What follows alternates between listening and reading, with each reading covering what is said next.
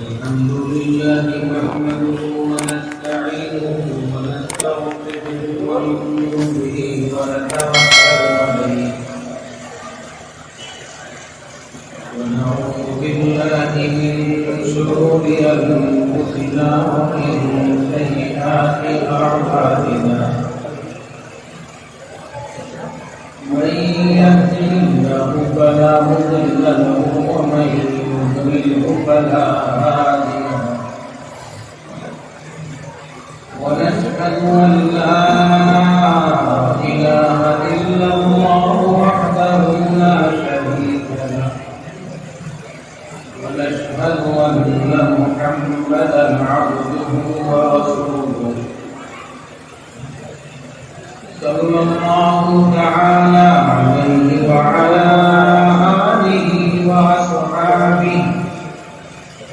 وأزواجه وذرياته وسلم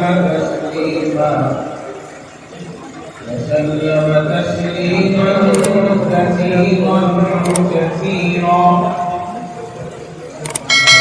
أما بعد فأعوذ بالله من الشيطان الرجيم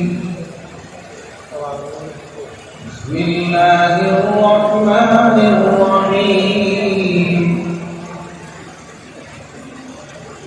لقد كان لكم في رسول الله أسوة حسنة قال النبي صلى الله عليه وسلم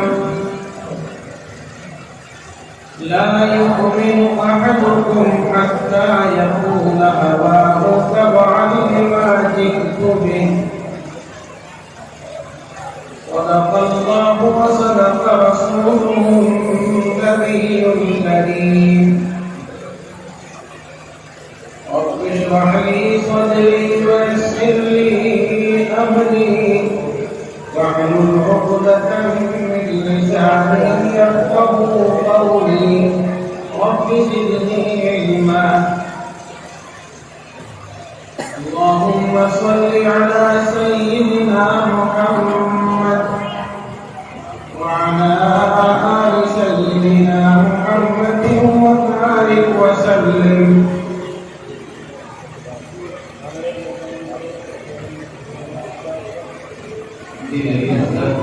والإحترام حضرات علماء الكرام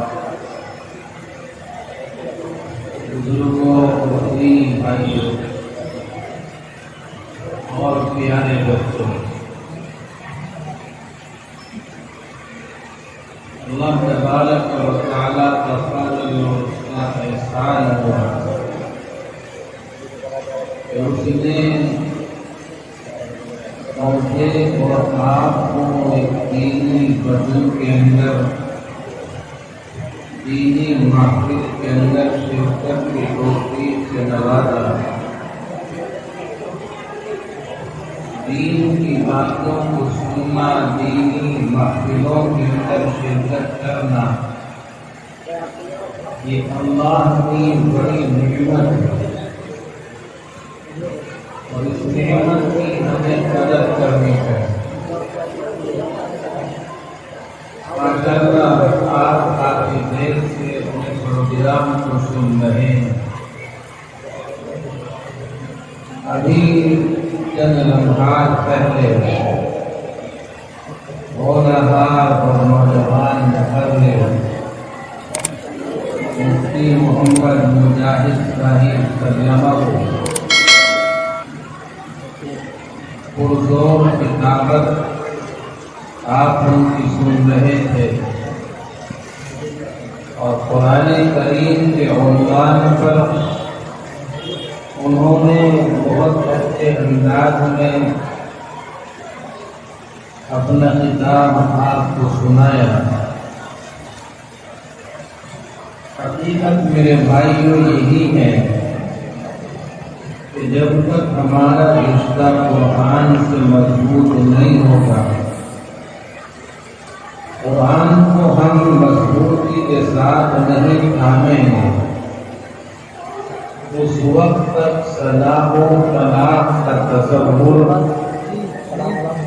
یہ یقیناً ناممکن ہے۔ بہرحال قرآن کریم کے عنوان پر آپ نے گفتگو سنی، مجھے مختصر سے وقت کا حکم ملا ہے اور انشاءاللہ اسی مختصر سے وقت کے اندر اس بات آپ کے گوش گزار کر کے میں بات ختم کروں گا۔ میں نے ایک بچے فون موبائل چلا رہا ہے، کوئی یہاں ویڈیو نہ بنائے گا، دن میں بیٹھے ہوں مسجد کا احترام تو کتنا بڑا، ابھی دیکھ لیں چھوٹی ویڈیو بنانا بیٹھا ہوں،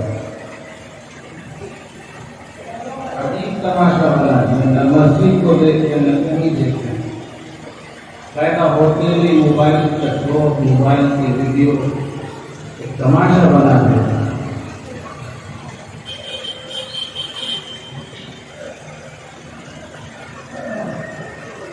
میں نے آپ کے سامنے قرآن کریم کا حصہ تلاوت کیا ہے۔ بعدہ رسالت مآب صلی اللہ علیہ وسلم کی زبان مبارک سے نکلا ہوا ایک مبارک جملہ، ایک مبارک کلام میں حدیث پاک آپ کے سامنے پیش کی ہے۔ قرآن کریم کے حصے میں اب جل مجدہ نے پوری انسانیت کو مخاطب بنا کر کے فرمایا، لقد کان لکم فی رسول اللہ اسوۃ حسنہ۔ ہم نے رسول کے نمونے میں رسول اکرم صلی اللہ علیہ وسلم کے اندر تمہارے لیے بہترین نمونہ رکھا ہے، کامل اور مکمل نمونہ اللہ تبارک و تعالی نے ہمیں عطا فرمایا تاجدار مدینہ کی صورت میں۔ اور نمونے کا مطلب کیا ہوتا ہے؟ نمونے کا مطلب یہ ہوتا ہے کہ جو نمونہ دے رہا ہے اور جس کے لیے نمونہ دیا جا رہا ہے، دینے والے کا مطالبہ گویا کہ یہ ہوتا ہے کہ مجھے تم سے اس طرح کا کام چاہیے۔ آپ حضرات کاروبار سے جڑے ہوئے افراد ہیں، تاجر ہیں، فنکار ہیں اور مختلف کاموں سے آپ جڑے ہوئے ہیں۔ کوئی آدمی جب کسی کو دائی پیش کرتا ہے تو وہ دائی ایک نمونہ ہوتا ہے، گویا کہ وہ کام کرنے والے سے یہ چاہتا ہے کہ میں نے تو تمہیں دائی دی ہے، مجھے تم سے اس طرح کا مال چاہیے۔ اللہ تبارک و تعالی نے رسول اکرم صلی اللہ علیہ وسلم کو ہمارے لیے نمونہ بنایا۔ نمونے کے طور پر اللہ نے ہمیں اپنا آخری پیغمبر عطا کیا۔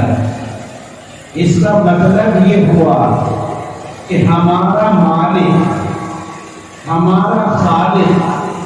ہم سے یہ چاہتا ہے، یہ مطالبہ کرتا ہے کہ تمہاری زندگیاں ایسی ہو جیسی محمد کی زندگی، تمہارے اعمال ایسے ہوں جیسے میرے پیارے کے اعمال، تمہارے اخلاق ایسے ہوں جیسے میرے مصطفیٰ کے اخلاق، تمہاری تہذیب ایسی ہو جیسی تہذیب میرے مصطفیٰ کی، تمہارا کردار ایسا ہو جیسے میرے بھیجے ہوئے پیغمبر کا۔ اللہ تبارک و تعالی ہم سے یہ چاہتا ہے، یہ مطالبہ کرتا ہے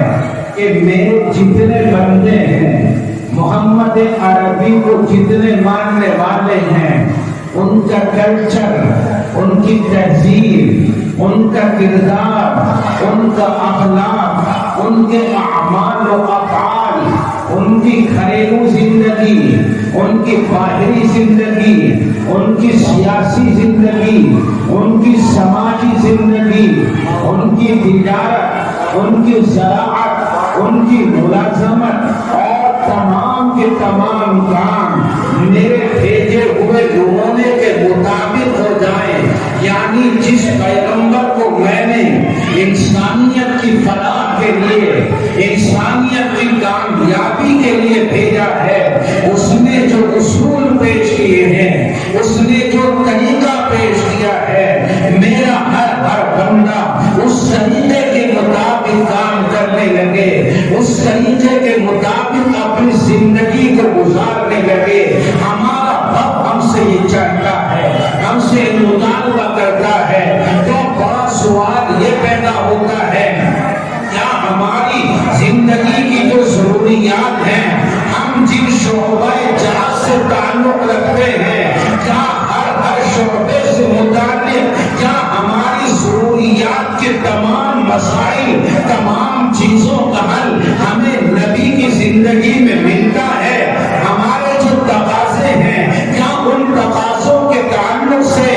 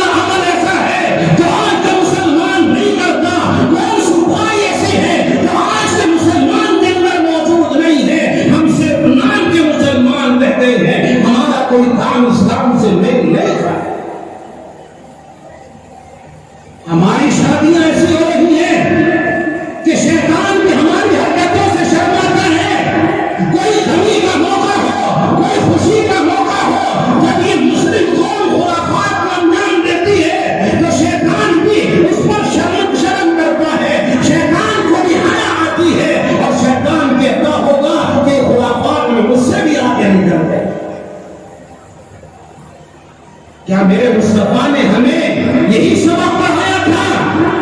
کہ ساری علم بازی مسلمانوں کے حصے میں آ گئی.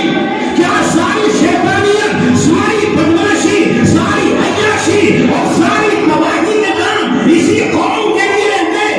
ساری دنیا کے اندر آپ دیکھیے مسلمان تباہ ہے، مسلمان ڈوب رہا ہے، مسلمان بک رہا ہے، مسلمان کی تباہی مقدر بنی ہوئی ہے. اس کی واحد وجہ یہ ہے کہ آج ہم نے دین کو چھوڑا، آج ہم نے اسلام کو چھوڑا، آج ہم نے قرآن کو چھوڑا، اسلامی تہذیب کو چھوڑا، اسلامی کلچر کو چھوڑا، اسلامی تمدن کو چھوڑا. اللہ کی رحمت نے ہم سے منہ موڑ لیا. نبی اکرم صلی اللہ علیہ وسلم نے فرمایا تھا لا یؤمن احدکم حتی یقول ہواہ تبعا لما جئت بہ. تم میں سے کوئی بھی انسان کامل ایمان والا نہیں ہو سکتا، کامل مومن نہیں ہو سکتا یہاں تک کہ اس کی خواہشات، اس کے جذبات میرے لائے ہوئے دین کے مطابق نہ ہو. آج کا مسلمان اپنا کوئی کام کرتا ہے، کوئی خوشی کا کام کرے یا شادی کا موقع ہو، ہر کسی کی طرف دیکھا جاتا ہے. دور کا رشتے دار ہو اس کا بھی خیال کیا جاتا ہے، قریب کا رشتے دار کا بھی خیال کیا جاتا ہے، منوکروں کا بھی خیال کیا جاتا ہے، اہل نبو کا بھی خیال کیا جاتا ہے. اگر خیال نہیں کیا جاتا آقا مدنی کا خیال نہیں کیا جاتا. ہماری سمجھ سے آقا ناراض ہوں گے،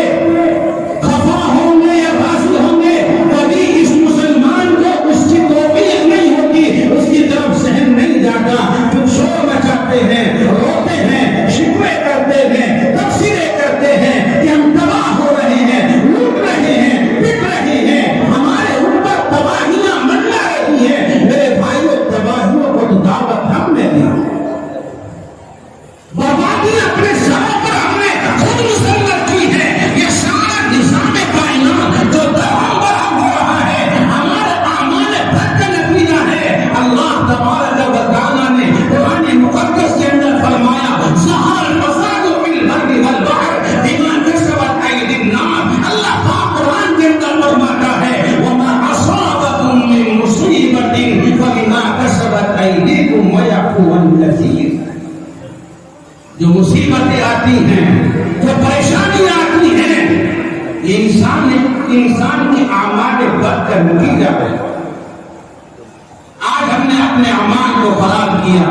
ہمارے اوپر حکمراں ظالم مسلط ہوئے، جابر ہمارے اوپر حکمراں مسلط ہوئے اور وہ جو ظلم جور کر رہے سب کے سامنے. میرے بھائیوں، اللہ کے پیارے حبیب صلی اللہ علیہ وسلم نے ہمیں ایسا بہترین گلدستہ پیش کیا ہے، ایسا پیغام ہمارے لیے دیا ہے، ایسی شریعت ہمارے لیے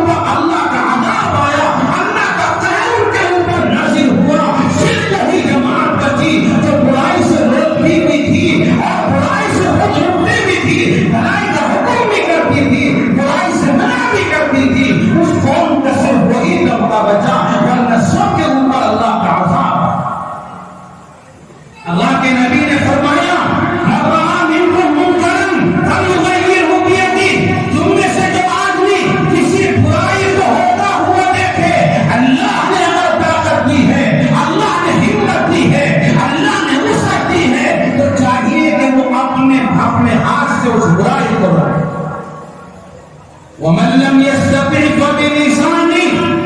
اگر اتنا بھی نہیں کر سکتا، طاقت نہیں ہے،